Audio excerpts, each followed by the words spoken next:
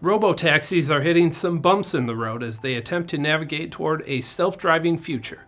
GM's Cruise is facing legal troubles after accidents involving pedestrians, and now Waymo has issued a voluntary recall after two of its robotaxis hit the same truck. Waymo said that in December, one of its Waymo vehicles hit a backwards-facing pickup truck that the company said was being improperly towed.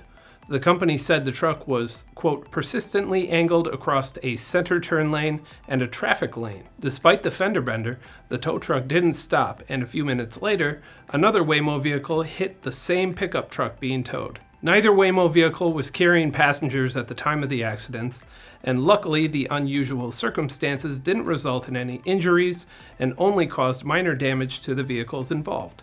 Nevertheless, Waymo filed a report with the National Highway Traffic Safety Administration and recalled a previous version of the software running on its robotaxis. The company said, quote, "Given our commitment to safety, our team went to work immediately to understand what happened. We determined that due to the persistent orientation mismatch of the towed pickup truck and tow truck combination, the Waymo AV incorrectly predicted the future motion of the towed vehicle." Waymo said it developed, tested, and validated a fix within about 1 week of the accidents. The company said its entire fleet has been updated and its ride-hailing service continued to run without any disruptions. Waymo's robotaxi issue is a relatively minor hiccup compared to what GM's Cruise is going through. In October 2023, after a pedestrian was hit by a vehicle driven by a person, one of Cruise's robotaxis, nicknamed Panini, dragged a person about 20 feet while driving at nearly 7 miles per hour. Since then, Cruise has had its license suspended,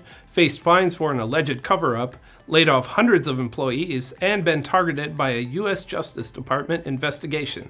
So, things could be a lot worse for Waymo. I'm Ben Munson, and this is Manufacturing Now.